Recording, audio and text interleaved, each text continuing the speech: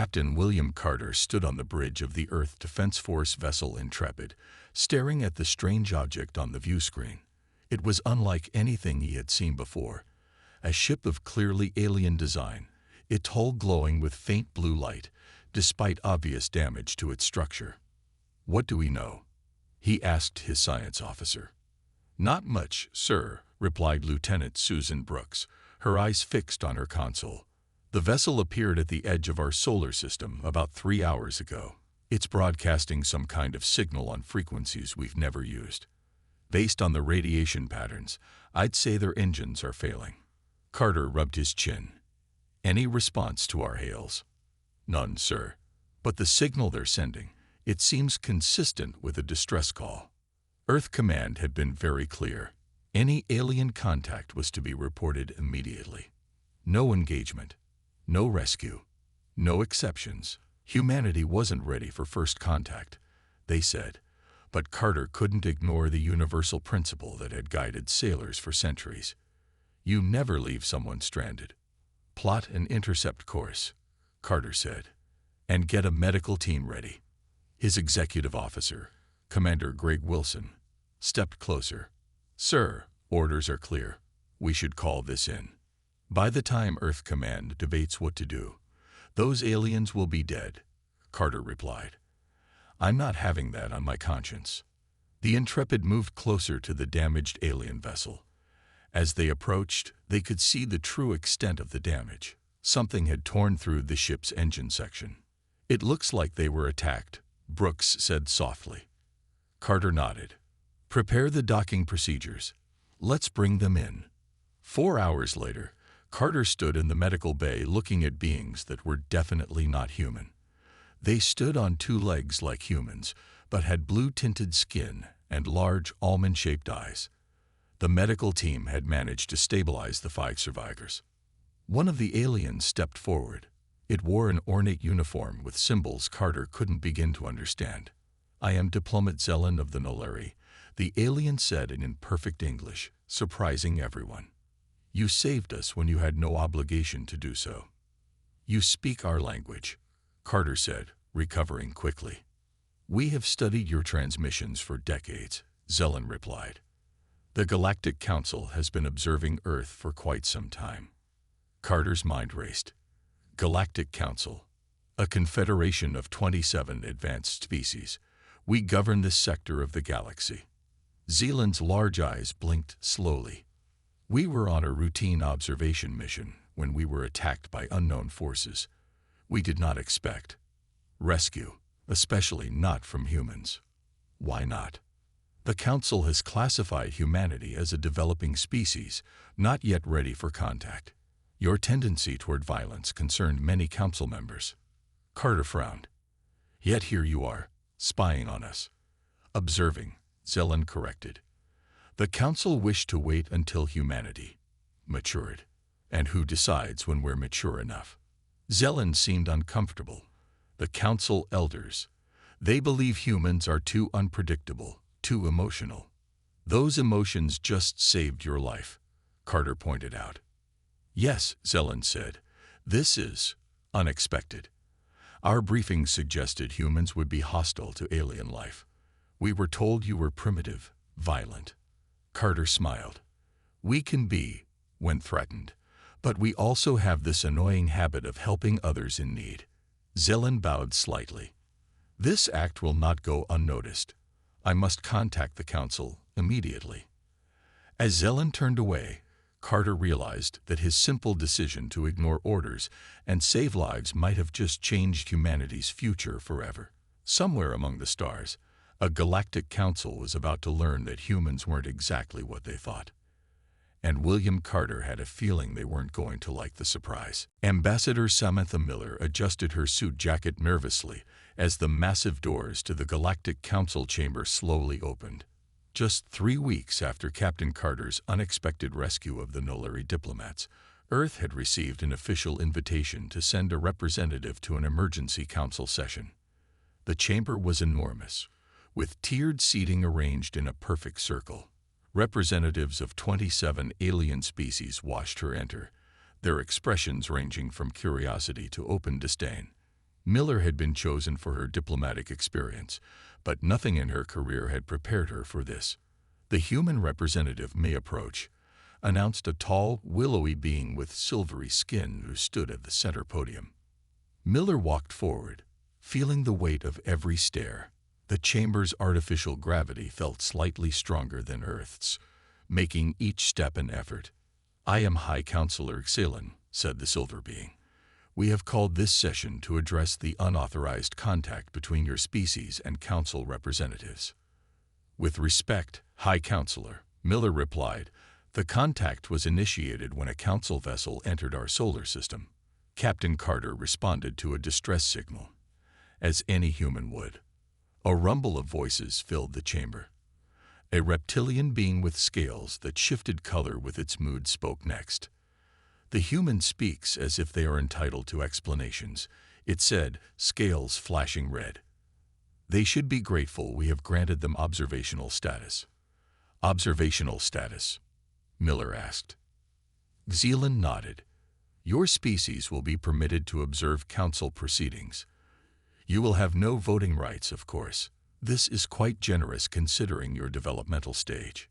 Miller felt her diplomatic training straining against her rising anger. "And who determined our developmental stage?"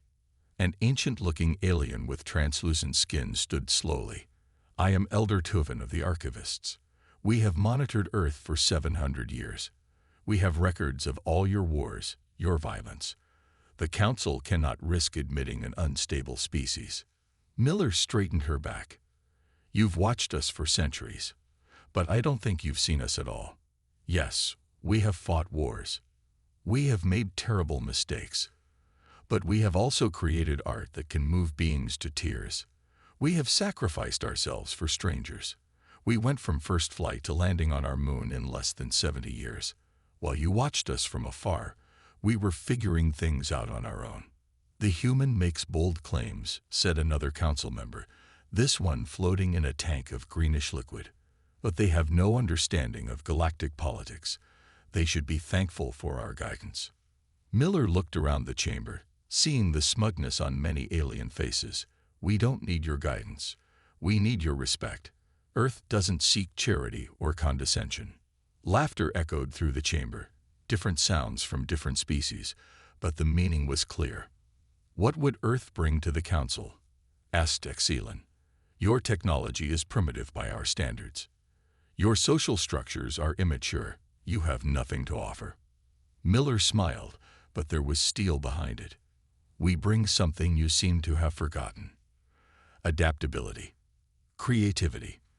The willingness to try the impossible. While you've been comfortable in your superiority, we've been fighting to survive and thrive.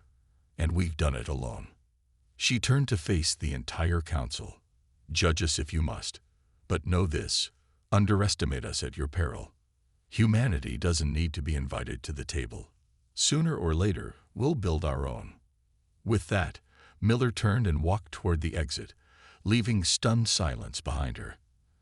As the doors closed, the chamber erupted in angry voices. In a shadowed alcove, one of the junior council members, a blue-skinned Nolari, whispered to his companion. The human spoke truth. Perhaps we should listen. The High Council chamber buzzed with angry voices. 2 days had passed since Ambassador Miller's bold exit, and the council members were still debating what to do about Earth. "The humans must be taught their place," said Councillor Vrax, his scaled skin flashing deep red. "They show no proper respect for our authority." High Counselor Xelan raised a hand for silence. "I propose a series of challenges, tests that will prove beyond doubt that humans are not ready for full council membership." Elder Tuvan of the Archivists nodded slowly. "An excellent suggestion. We can demonstrate the gap between their abilities and ours." The challenges were delivered to Earth the next day. Ambassador Miller read them with growing concern. The first was a mathematical theorem that had stumped council mathematicians for millennia. The second required navigating a deadly asteroid field to retrieve an ancient artifact. Both seemed impossible. Miller took the challenges to Earth's best minds. The mathematical theorem was assigned to universities worldwide. No one expected results for months, if ever. 3 days later, Miller received an urgent call. A mathematician named Dr. Alan Reyes from a small college in New Mexico had submitted a solution. "I don't understand," Miller said, looking at the young man on her screen. "The Council has been working on this for thousands of years." Dr. Reyes shrugged. "They were approaching it wrong. They tried to solve it using traditional methods. I created a new mathematical framework instead." Miller forwarded the solution to the Council. Hours later, she received their response: verification of the solution's accuracy, along with barely concealed shock. "They're saying it's correct," Miller told Reyes, "but they're calling it a lucky guess." Reyes laughed. "Math doesn't work that way. There's no luck in proofs." The second challenge came next. The Council provided coordinates to an asteroid field at the edge of the solar system. Hidden somewhere inside was an artifact they wanted retrieved. The field was notoriously dangerous, with rapidly moving rocks and unusual radiation patterns. Lieutenant Olivia Wright volunteered to pilot the mission. A veteran test pilot, Wright had a reputation for handling impossible situations. The traditional approach would be to map the entire field and plot a safe course, Wright explained during the mission briefing. But that would take weeks, and the field is constantly changing. "What's your plan?" asked Miller. "I'm going to use chaos theory to predict the patterns. Then I'll ride the currents instead of fighting them." The mission launched the next day. Council observers watched from a safe distance as Wright's small craft approached the dangerous field. Instead of cautiously navigating around asteroids, Wright accelerated directly into the field, her ship dancing between rocks that seemed to move at random. "What is she doing?" demanded the Council observer. "This is suicide." Miller watched the monitors, holding her breath. Wright's ship spun and twisted, sometimes seeming to aim directly at asteroids before veering away at the last second. It was like watching a dance. Dangerous, beautiful, impossible. 90 minutes later, Wright emerged from the field with the artifact secure. The Council observer was speechless. That evening, Miller received another message from the Council. They acknowledged Wright's success, but downplayed its significance. "Reckless flying is not a sign of advancement," they wrote. But Miller noticed something new. A separate message from a junior council member. "Some of us are impressed. The old ways aren't always best. We're watching with interest." Later, in a private council session, Elder Tuven voiced what others feared. "Twice now, they've accomplished what we could not. Perhaps we've underestimated these humans." High Counselor Xelan dismissed the concern. "Two lucky successes mean nothing. The real test is yet to come." Unknown to them all, that test was already approaching. A crisis that would shake the foundations of the Galactic Council. The emergency signal flashed on every screen in Earth's diplomatic mission. Ambassador Miller rushed to the communications center where Captain Carter was already reviewing incoming messages. "What's happening?" Miller asked. "A medical emergency on Zenturi Prime," Carter replied. "One of the core Council worlds. They're reporting a fast-spreading disease. Thousands already dead." Miller read the details with growing concern. The Zenturi, a species known for their advanced medical technology, were facing a plague that resisted all known treatments. Their hospitals were overwhelmed. "They're asking for help," Carter said, surprise evident in his voice. "From us." "They must be desperate," Miller replied, "after all their talk about human primitiveness." Within hours, Earth assembled a medical response team. Dr. Lisa Patel, an epidemiologist with experience fighting outbreaks in remote regions, was chosen to lead.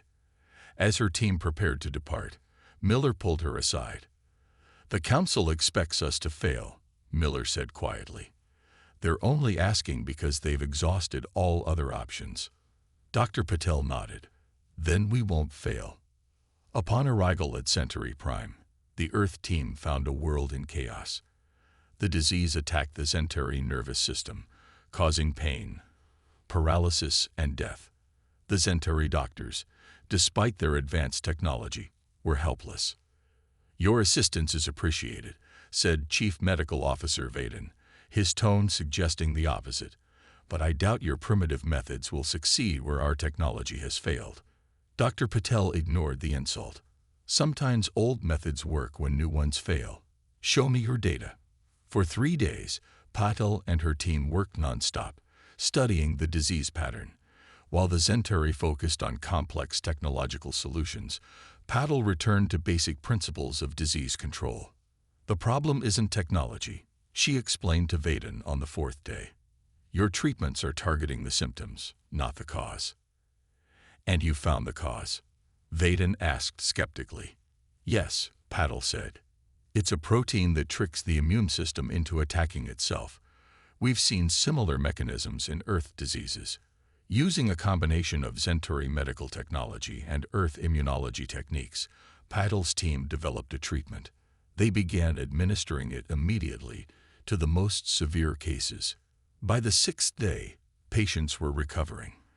The Zenturi officials watched in amazement as the death rate plummeted. How did you solve in days what we couldn't solve in weeks? Vaden asked, his former arrogance replaced by genuine curiosity. Different perspective, Patel said simply. Your medicine relies heavily on technology. Ours had to develop with fewer resources. We learned to work with the body's natural defenses, not just around them. As the crisis subsided, Captain Carter made a disturbing discovery. While helping coordinate relief supplies, he found irregularities in the disease pattern. This wasn't natural, he told Miller privately. The outbreak started simultaneously in 12 different cities. That's impossible for natural transmission. You're saying it was engineered? Miller asked. Yes, and released deliberately. By whom? Why? Carter shook his head. I don't know. But I found traces of technology beyond anything the Council has, something from outside Council space. Before they could investigate further, Miller was summoned to an emergency Council session. The Council chamber felt different now, the former contempt replaced by reluctant respect. The Council acknowledges Earth's assistance during the Zenturi crisis, High Councilor Xalen stated formally. It was unexpected. Humanity is full of surprises, Miller replied. Elder Tovin spoke next.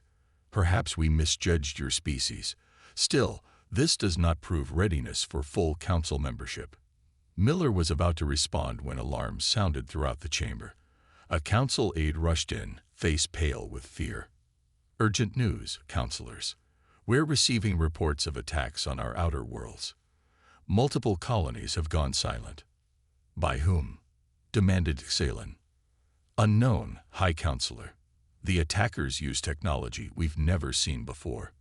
Miller and Carter exchanged knowing glances. The true test of humanity. And the Galactic Council was just beginning. The Council war room buzzed with nervous energy. Holographic displays showed the advancing forces of what they now called the Void Collective. In just 2 weeks, 3 outer Council worlds had fallen. The mysterious attackers left nothing behind but ruins. Their ships absorb our energy weapons, reported the Zenturi military commander. Our standard defenses are useless. Ambassador Miller and Captain Carter watched from the side of the room. They had been invited as observers, but were forbidden from participating in military planning. We need new strategies, insisted a reptilian council member. Our current approach is failing. High Commander Rilon, the Council's military leader, dismissed the concern with a wave. Our tactics have protected the Council for 5,000 years.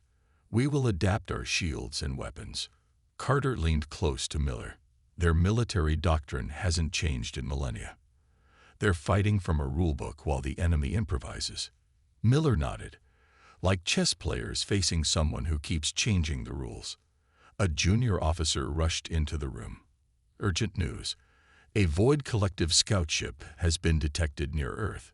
All eyes turned to the humans. Your world is likely their next target, Commander Raylon said coldly. Without Council protection, Earth will fall. Carter stepped forward. With respect, Commander, we can defend ourselves. Raylon's expression showed clear disbelief. Your military technology is centuries behind ours, and ours is proving inadequate. Perhaps, Carter replied. but we think differently about warfare." Before the discussion could continue, another officer entered with new information. "The Void Scout near Earth has been destroyed." Silence fell over the room. "Impossible," whispered Rilon. "How?" The answer came an hour later when they received a transmission from Earth. The EDF destroyer Valiant, under Commander Nicol Davis, had intercepted and destroyed the Void Scout ship. "We studied the energy patterns from their weapons," Davis explained in her report. "They absorb direct energy, but they can't handle rapid modulation. Our adaptive defense systems created an oscillating pattern they couldn't counter." The Council representatives watched the battle footage in stunned silence. The human ship changed its shield configuration multiple times during the engagement, each time in a pattern the Void ships couldn't predict. "Your weapons systems seem unstable," commented Rilon, though his tone had lost its earlier condescension. "We call it adaptability," Carter replied. "Earth has never had the luxury of a single dominant military doctrine. We've had to evolve constantly." High Counselor Xilin, who had been silent until now, stepped forward. "The Council would appreciate human military advisors in this matter." It was the closest thing to a request for help they had heard from the Council. Within days, Earth sent its best military strategists to Council worlds. Commander Davis was assigned to the Council's primary defense fleet. At first, the Council commanders resisted her suggestions, calling them chaotic and undisciplined. But as more Void ships approached Council space, desperation overcame pride. Davis convinced them to abandon their rigid formation patterns for more flexible approaches. "The Void expects you to respond according to your usual tactics," she explained to the skeptical commanders. "They've studied you for years. We need to be unpredictable." When the next Void fleet attacked the Proxima system, they encountered a completely different defense strategy. Council ships darted in unusual patterns, shields modulating constantly, weapons firing in sequences that made no sense to the Void commanders. For the first time, a Void attack was repelled with minimal Council losses. In the aftermath, Commander Rilon approached Davis with newfound respect. "Your tactics were effective. Perhaps there is value in human military thinking after all." Miller received the news with satisfaction, but knew this was just the beginning. The Void Collective would adapt. The real war was just starting. On a secure channel, Carter contacted Miller with disturbing news. "We've analyzed the Void ship debris. Their technology contains elements we've seen before, in the biological agent that caused the Zenturi plague. This isn't random. Someone is testing the Council's defenses, looking for weaknesses. And now they know about us." Miller replied grimly. "Yes," Carter agreed. "The next phase will be much worse." The Galactic Council chamber had changed. Where once there had been order and ceremony, now there were hastily erected displays showing battle fronts and refugee movements. 3 more Council worlds had fallen to the Void Collective in the past week alone. Ambassador Miller sat at a small table that had been added to the chamber floor. No longer relegated to the observer section, she now participated directly in Council meetings. "The Void forces are adapting to our new tactics," reported Commander Rilon. "They've adjusted their shield frequencies to counter our modulating weapons." "That was expected," Miller replied. "They're learning. We need to keep changing our approach." High Counselor Xilin looked tired. The strain of leading during this crisis showed on his silvery face. "What do you suggest, Ambassador?" Before Miller could answer, the doors opened and Colonel Jack Robinson strode in. Robinson had been Earth's top military strategist for 20 years, a veteran of conflicts that had shaped Earth's defense doctrine. "Guerrilla warfare," Robinson said without preamble. "Hit-and-run tactics. The Void expects direct confrontation because that's what the Council has always done. We need to fight differently." Several Council members objected immediately. "Dishonorable," shouted a reptilian counselor. "Warriors face their enemies directly." With respect, Robinson replied, "Honor doesn't matter if you're dead. The Void outnumbers us and has better technology. We need to use every advantage." Despite resistance, desperation won out. The Council approved Robinson's plan, and Earth military advisors were embedded with all remaining Council defense forces. Robinson's tactics proved effective immediately. Small, fast attack groups struck void supply lines and communication hubs, then disappeared before counterattacks could be organized. The Council military, trained for centuries in direct engagement, struggled with these new approaches but adapted with human guidance. Meanwhile, Dr. Catherine Morgan, a human engineer, worked with Council scientists to develop modifications to their shield technology. The problem isn't the shields themselves, she explained. It's their predictability. The Void knows exactly how they'll respond to attacks. Morgan's team created randomized shield modulation patterns that the Void couldn't predict or counter effectively. When implemented across the Council fleet, ship survival rates improved dramatically. For the first time, the Council species began to see humans as equals, perhaps even saviors. Junior Council members openly praised human ingenuity. Even Elder Tuven of the Archivists admitted privately that humanity's different perspective brought value to the galactic community. In a rare private moment, High Counselor Xalan spoke candidly with Miller. "We have existed in comfort for too long," he admitted. "Our civilization stopped evolving. We became predictable." "Evolution requires pressure," Miller replied. "Earth has never known true peace. We've had to adapt constantly just to survive." "A harsh teacher," Xalan observed, "but effective." Not all Council members welcomed human influence. A faction led by Counselor Vrax resisted each human suggestion, arguing that Council traditions should be preserved even in crisis. "We cannot abandon thousands of years of civilization because of one threat," Vrax insisted during a heated session. "These human methods are beneath us." Robinson responded bluntly. "Pride is a luxury for peacetime. Right now, survival matters more." The debate might have continued indefinitely, but reality forced a decision. The Void Collective launched a major offensive against the Zenturi homeworld. The Council's traditional defenses failed within hours. Only the sectors using human-design tactics held. As Zenturi refugees flooded into the Council capital, public opinion shifted decisively.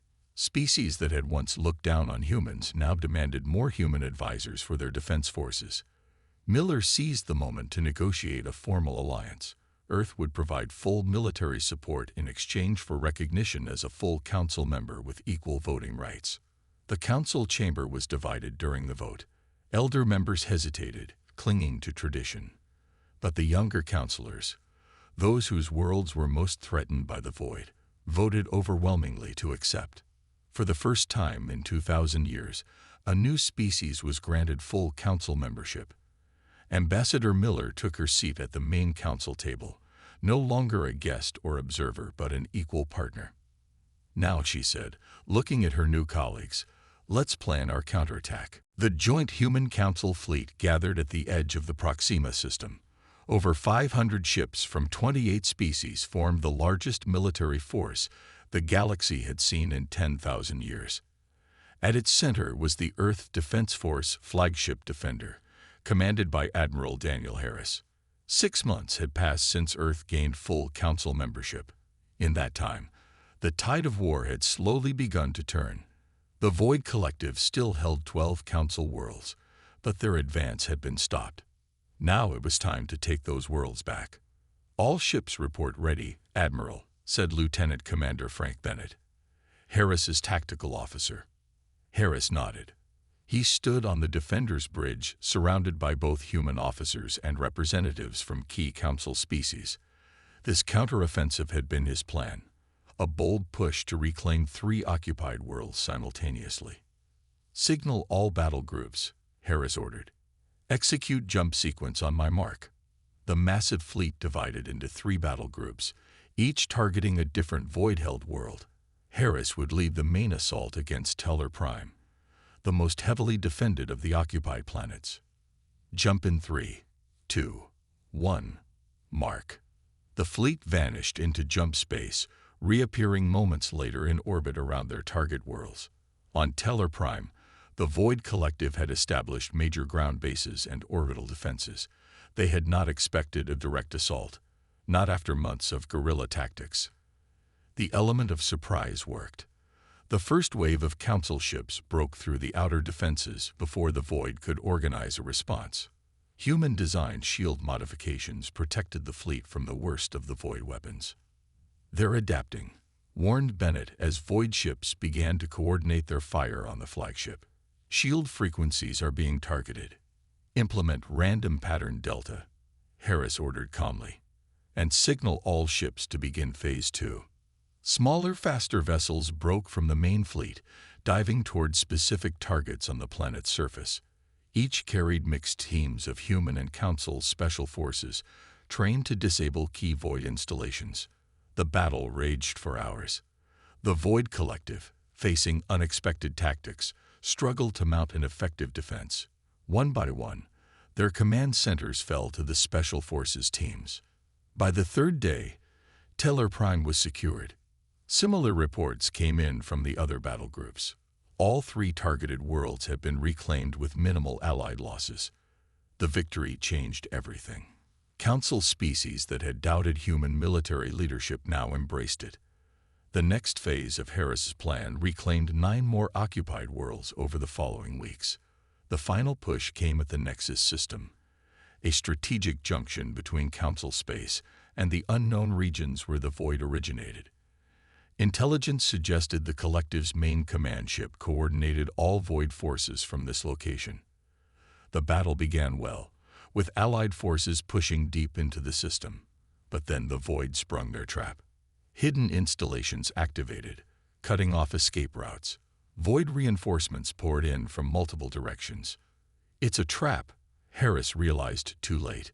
"They sacrificed those worlds to draw us here." The Allied fleet found itself surrounded, taking heavy damage. The command ship's shields were failing. Harris prepared to order a desperate last stand when Lieutenant Commander Patrick West approached. "Sir, I have an idea," West said. "If we can get close enough to their command ship, we can overload our reactor core. The explosion would disable their entire control network." "That's a suicide mission," Harris said quietly. West nodded. "I know, sir, but it would save the fleet." Harris hesitated, then gave his approval. West took a small, fast ship, specially modified with extra shield generators. As the battle raged around him, he piloted directly toward the massive Void command vessel. Void weapons fire intensified, trying to stop the lone ship. West's vessel took hit after hit, shields failing, hull breaching. But he stayed on course. In his final moments, West transmitted one last message to the fleet: "For Earth and for all sentient life." The explosion tore through the Void command ship, disrupting its control systems. Across the system, Void vessels suddenly lost coordination, their attacks becoming disorganized and ineffective. The Allied fleet seized the advantage, turning a near defeat into victory. As the surviving ships returned to Council space, West's final words spread throughout the fleet.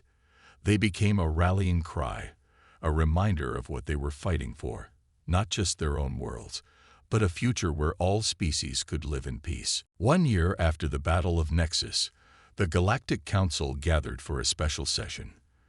The Grand Chamber, once damaged during a Void attack on the capital, had been rebuilt. But it was different now. The rigid hierarchy of seating had been replaced by a circular arrangement where all species sat as equals. The Void Collective had been pushed back beyond known space. Though not completely destroyed, they no longer posed an immediate threat to the Council. The cost had been high: millions of lives lost, dozens of worlds damaged. But for the first time in millennia, the Council looked to the future with hope instead of complacency. Ambassador Miller, now serving on the Council's inner circle, stood before the Assembly. In the year since humanity had joined the Council, Earth had become central to rebuilding efforts. Human adaptability and innovation, once dismissed as primitive, were now valued across Council space. "Today we honor those who gave everything in our defense," Miller said. Among them, Lieutenant Commander Patrick West, whose sacrifice at Nexus turned the tide of war. A holographic monument appeared in the center of the chamber, a simple Earth globe. As it rotated, West's final words appeared: "For Earth and for all sentient life." Elder Tuvin of the Archivists rose slowly to speak. His once dismissive attitude toward humans had vanished. "For 10,000 years, the Archivists have recorded the history of the Council," he said, his ancient voice carrying throughout the chamber. "Today, I must acknowledge our greatest failure. We judged humanity by what they lacked, not by what they offered." He gestured to the human delegation. "These beings from a small blue world taught us what we have forgotten. That strength comes from growth, from challenge, from the willingness to change." Captain Carter, now Admiral Carter, stood next to Miller. He had been appointed to lead the new Joint Defense Force, combining the best of human and alien tactics. Under his guidance, Council military doctrine was being completely rewritten. "The Void may return," Carter told the Assembly. "But when they do, they'll find a different Council waiting for them. Not static, not predictable, but evolving and adapting." High Counselor Xilin, who had once dismissed humans as unworthy of Council membership, now stood as their strongest ally. "The Council existed for 50,000 years before humanity joined us," Xilin said. "We believed this made us superior. We were wrong. Age brings wisdom only if one continues to learn." He raised his hand, signaling for a vote. "I propose that Ambassador Miller be elevated to the position of Grand Counselor, with authority equal to my own, the first new species to hold this rank in 2,000 years." The vote was nearly unanimous. Only a few of the most traditional Council members abstained. As Miller accepted the position, applause filled the chamber, different sounds from different species, but united in respect. Later, in a quiet moment away from the celebration, Miller and Carter stood looking out at the stars from the Council Tower. "They still don't fully understand us," Carter said. "They see our adaptability as some kind of special gift." Miller smiled. "When you've been comfortable for thousands of years, change looks like magic." "Do you think we've really changed them?" Carter asked. "Look around," Miller replied, gesturing to where Council species of all kinds mingled freely, the old hierarchies forgotten. A year ago, they wouldn't even sit at the same table. Now they're planning joint colonies, cultural exchanges, combined research projects. In the Council chamber, a new inscription had been added to the ancient walls. Below the Council's traditional motto of stability through unity, new words had been carved. Different does not mean lesser. Through diversity, we find strength. As night fell on the Council capital, lights from 1,000 different worlds shone in harmony. Among them, the light of Earth, small but bright, no longer distant or ignored, but an essential star in the galactic community. The Void would return someday. New challenges would arise. But for the first time in its long history, the Galactic Council was ready to face the future not with rigid tradition, but with the adaptability they had learned from their newest, and perhaps most important, member.